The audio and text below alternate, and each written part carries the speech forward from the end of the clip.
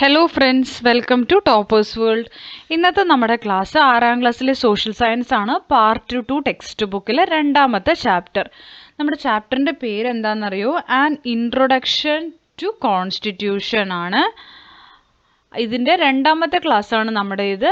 Part 2 ആണ് കേട്ടോ. First നമ്മളിതിൻ്റെ ഫസ്റ്റ് ക്ലാസ് ഡിസ്ക്രിപ്ഷൻ ബോക്സിൽ കൊടുത്തിട്ടുണ്ട്. ആവശ്യമുള്ളവർ ചെക്ക് ചെയ്യുക. പ്ലേലിസ്റ്റിലും അവൈലബിൾ ആയിരിക്കും. ആൻ ഇൻട്രൊഡക്ഷൻ ടു കോൺസ്റ്റിറ്റ്യൂഷൻ നമ്മൾ കഴിഞ്ഞ ദിവസം എടുത്തു നിർത്തിയതിൻ്റെ ബാക്കിയാണ് ഇനി എടുക്കുന്നത്. കഴിഞ്ഞ ക്ലാസ്സിൻ്റെ ബാക്കി കേട്ടോ. അപ്പോൾ ടോപ്പിക്ക് തുടങ്ങുന്നത് കോൺസ്റ്റിറ്റ്യൂഷണലിസത്തിൽ നിന്നാണ്. നോക്കാം. We have familiarized with the general characteristics of the constitution, right? Now let us examine what constitutionalism is. അപ്പോൾ എന്തൊക്കെയാണ് ഭരണഘടനയുടെ കോമൺ ക്യാരക്ടറിസ്റ്റിക്, ജനറൽ സ്വഭാവം എന്തൊക്കെയാണ് നമ്മൾ നോക്കിയിട്ടുണ്ടായിരുന്നു. ഇനി എന്താണ് കോൺസ്റ്റിറ്റ്യൂഷണലിസം എന്ന് നോക്കാം. അപ്പോൾ ഇവിടെ ടീച്ചറും മനുവും തമ്മിലുള്ള കോൺവെർസേഷൻ ഉണ്ട്, അതൊന്ന് വായിക്കാം. Teacher: Manu, I saw you riding a bicycle today violating the traffic rules. Don't repeat it. അപ്പോൾ മനു, നീ ഇന്ന് ബൈസൈക്കിൾ റൈഡിന് ഞാൻ കണ്ടു. നീ ട്രാഫിക് നിയമങ്ങൾ വയലേറ്റ് ചെയ്യുന്നുണ്ട്. ഇനി ഇത് ആവർത്തിക്കരുതെന്ന് പറയും. അപ്പോൾ മനു പറയും, sorry teacher, do cyclist have to follow the rules. അപ്പോൾ എന്താണ് മനു ചോദിക്കുന്നത്? സൈക്കിൾ ഓടിക്കുന്നവരും നിയമങ്ങൾ പാലിക്കണോ? അപ്പോൾ teacher: all should obey the traffic rules. എല്ലാവരും ട്രാഫിക് നിയമങ്ങൾ പാലിക്കണം. It is applicable not only to ordinary people but also to those in power. സാധാരണ ആൾക്കാർക്ക് മാത്രമല്ല, പവറിലിരിക്കുന്ന ആൾക്കാർക്കും ഇതെല്ലാം അപ്ലിക്കബിൾ ആണ്. എല്ലാവരും അനുസരിക്കണം.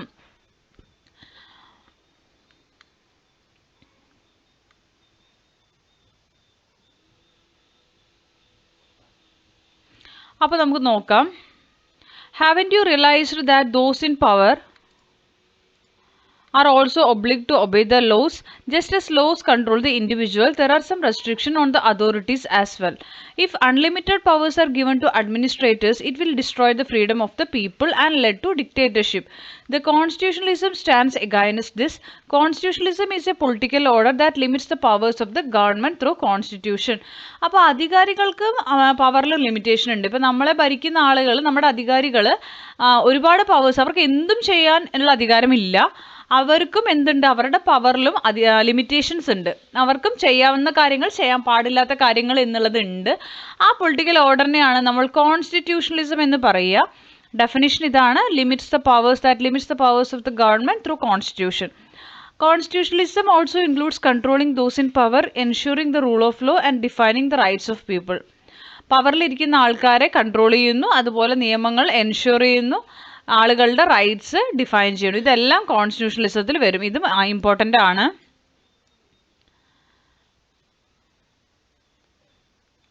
നെക്സ്റ്റ് ഉള്ളത് find the ones that agree with the constitutionalism and colour the circle. Constitutionalism agree ചെയ്യുന്ന കാര്യങ്ങളാണ്. ഇതിൽ നമുക്ക് ആദ്യത്തെ വരും set limits on the powers of the rulers, defines the rights of citizens വരും.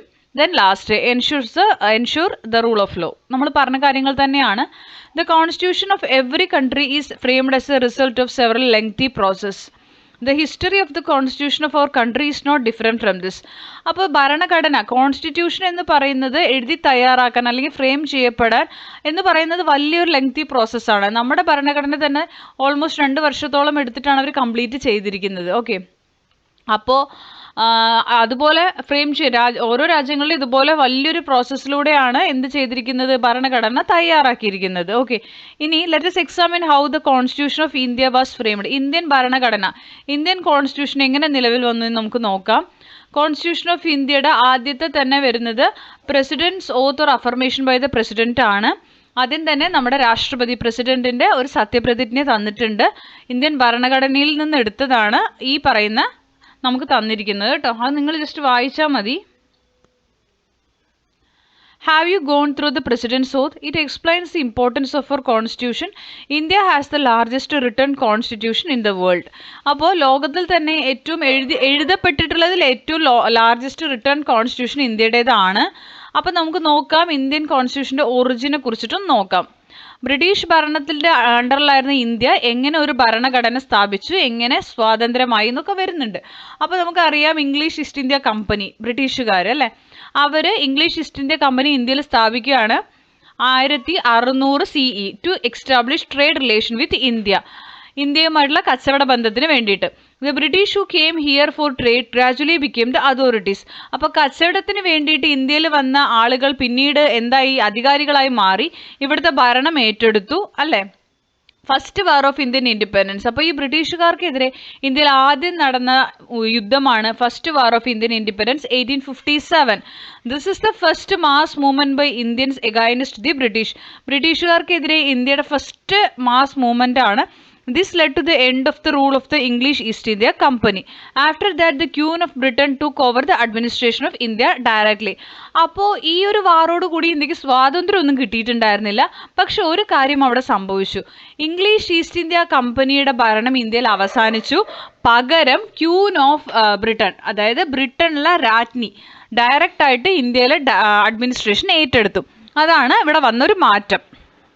അടുത്തത് കൗൺസിൽ ആക്ടുകൾ പാസ്സാക്കുകയാണ്. ഇന്ത്യൻ കൗൺസിൽ ആക്ട് കേട്ടോ. Laws that helped to strengthen the participation of Indians in the governance of British India. അപ്പോൾ ഇന്ത്യക്കാരെ ഭരണത്തിൽ സഹായിക്കാൻ വേണ്ടിയിട്ടുണ്ടാക്കിയ നിയമങ്ങളാണ് ഈ പറയുന്ന ഇന്ത്യൻ കൗൺസിൽ ആക്ടുകൾ. അടുത്തത് ഫ്രീഡം മൂവ്മെന്റ്സ് ആണ്. Indian National Congress played a major role among the various organisations that fought against the British for India's independence. INC, Indian National Congress എന്നുള്ള പാർട്ടി ഫോം ചെയ്തു. ബ്രിട്ടീഷുകാർക്കെതിരെ ഇന്ത്യക്ക് ഇൻഡിപെൻഡൻസ് നേടിക്കൊടുക്കാൻ സഹായിച്ചിട്ടുള്ള ഒരു കോൺഗ്രസിൻ്റെ ഘടകമാണ് Indian National Congress. It was Indian National Congress that officially put forward the demand for N independent constituent assembly. അപ്പോൾ INC, Indian National Congress ആണ് ഇന്ത്യക്ക് ഒരു ഭരണഘടനാ നിർമ്മാണ സഭ, കോൺസ്റ്റിറ്റ്യൂന്റ് അസംബ്ലി വേണം. അതായത് ഈ നമ്മളിപ്പോൾ പറയുന്ന ഈ കോൺസ്റ്റിറ്റ്യൂഷൻ എന്ന് പറയുന്നത് ഒരു എഴുതി വെച്ചൊരു ബുക്കാണെന്ന് കരുതുക. അത് തന്നെയാണ്, എഴുതി വെച്ചൊരു ബുക്കാണ്. ആ ബുക്ക് തയ്യാറാക്കാൻ ഒരു ഗ്രൂപ്പിനെ നിയമിക്കുകയാണ്. ആ ഗ്രൂപ്പിനെയാണ് കോൺസ്റ്റിറ്റ്യൂന്റ് അസംബ്ലി എന്ന് പറയുക കേട്ടോ. ദെൻ ഗവൺമെന്റ് ഓഫ് ഇന്ത്യ ആക്ടുകൾ വരുന്നു. British government passed several laws to gradually increase the participation of Indians in the administrative affairs and to ensure better governance here. Government of India ആക്ടിലൂടെ കൂടുതൽ ഇന്ത്യക്കാർക്ക് ഭരണത്തിൽ അധികാരം കിട്ടുകയാണ് കേട്ടോ. ക്യാബിനറ്റ് മിഷനാണ് അടുത്തത്. To grant people complete self rule to India. British government sent the cabinet mission to India. As a result, in 1946, the Constituent Assembly came into existence in order to draft a constitution for India. അപ്പോൾ British government ഇന്ത്യക്ക് ഒരു ഭരണഘടന set ചെയ്യാൻ വേണ്ടിയിട്ട്, അല്ലെങ്കിൽ India self rule ഇന്ത്യക്ക് കൊടുത്തിട്ടില്ല. ഇന്ത്യക്ക് സ്വാതന്ത്ര്യം കിട്ടുന്നതിന് ഒരു വർഷം മുമ്പ് ബ്രിട്ടീഷ് ഗവൺമെൻറ് ക്യാബിനറ്റ് മിഷനെ നിയമിച്ചു. ക്യാബിനറ്റ് മിഷൻ ഇന്ത്യയിലേക്ക് വരികയും ഇന്ത്യയിലത്തെ സാഹചര്യം പഠിക്കുകയും കോൺസ്റ്റിറ്റ്യൂന്റ് അസംബ്ലി ഫോം ചെയ്യാൻ സമ്മതിക്കുകയും ചെയ്യണം. 1946 ഭരണഘടനാ നിർമ്മാണ സഭ നിലവിൽ വരും. ആ ഭരണഘടനാ നിർമ്മാണ സഭയിലെ അംഗങ്ങൾ, കോൺസ്റ്റിറ്റ്യൂന്റ് അസംബ്ലിയാണ് നമ്മുടെ ഇന്ത്യൻ കോൺസ്റ്റിറ്റ്യൂഷൻ തയ്യാറാക്കിയിരിക്കുന്നത് കേട്ടോ. അപ്പോൾ ഇതിൽ ക്യാബിനറ്റ് മിഷൻ എന്താണെന്ന് ഒന്ന് പറയാം. ക്യാബിനറ്റ് മിഷൻ എന്ന് പറയുന്നത് ഒരു 3 അംഗങ്ങളുള്ള ഒരു കമ്മീഷനാണ്. അത് ബ്രിട്ടീഷുകാരാണ് അവർ അപ്പോയിൻറ്റ് ചെയ്യണത്. ഇന്ത്യൻ ലീഡേഴ്സുമായിട്ട് ഡിസ്കസ് ചെയ്യാൻ വേണ്ടിയിട്ട്, ഇന്ത്യൻ ലീഡേഴ്സും, അതായത് ബ്രിട്ടീഷുകാരാണ് ഇന്ത്യ ഭരിക്കുന്നത്, അധികാര കൈമാറ്റം ബ്രിട്ടീഷുകാരിൽ നിന്ന് ഇന്ത്യക്ക് കംപ്ലീറ്റ് പവർ ട്രാൻസ്ഫർ ചെയ്യുന്നതിനെ കുറിച്ച് ഡിസ്കസ് ചെയ്യാനാണ് ഇവരെ വിടുന്നത്. ആൻഡ് ഇവർ ഇന്ത്യൻ ലീഡേഴ്സുമായിട്ട്, പൊളിറ്റിക്കൽ പാർട്ടീസുമായിട്ടും അക്കാര്യം ഡിസ്കസ് ചെയ്തു. അങ്ങനെ ക്യാബിനറ്റ് മിഷൻ എഗ്രി ചെയ്യുകയാണ്, നിങ്ങളൊരു കോൺസ്റ്റിറ്റ്യൂന്റ് അസംബ്ലി ഫോം ചെയ്തോളൂ, ആ കോൺസ്റ്റിറ്റ്യൂന്റ് അസംബ്ലിയിലെ അംഗങ്ങൾ ചേർന്ന് കോൺസ്റ്റിറ്റ്യൂഷൻ ഡ്രാഫ്റ്റ് ചെയ്തോളൂ എന്നുള്ള പെർമിഷൻ കൊടുത്തു. ഓക്കെ, അപ്പോൾ അങ്ങനെ കോൺസ്റ്റിറ്റ്യൂഷനൊക്കെ വന്നു, ഇന്ത്യക്ക് സ്വാതന്ത്ര്യം കിട്ടുകയാണ്.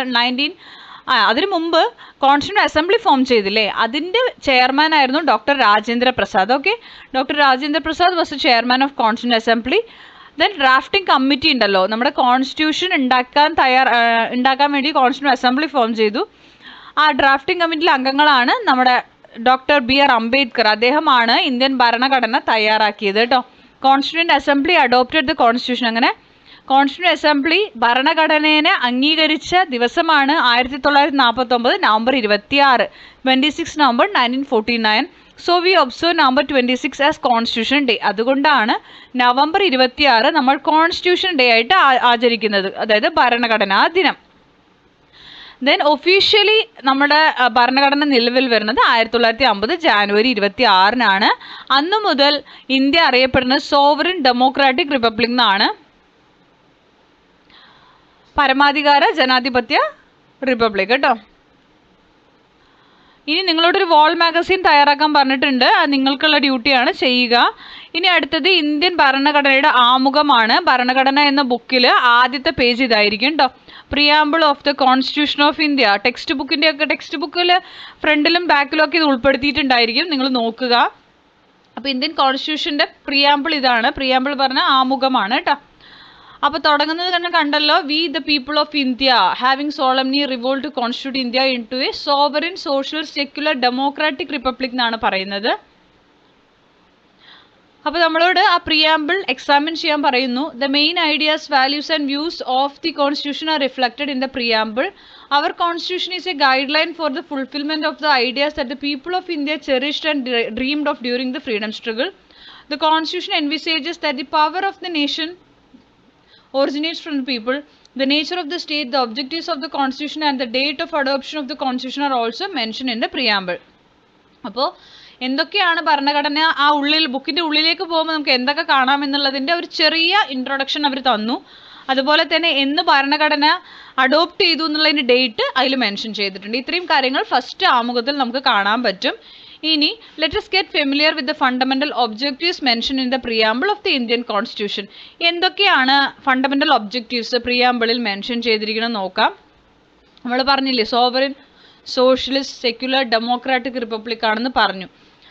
അപ്പോൾ അതാണ് ഫണ്ടമെന്റൽ ഒബ്ജക്റ്റീവ്. സോവറിറ്റി പറഞ്ഞ പരമാധികാരം, the power of the state to take decisions without any external interference or pressure.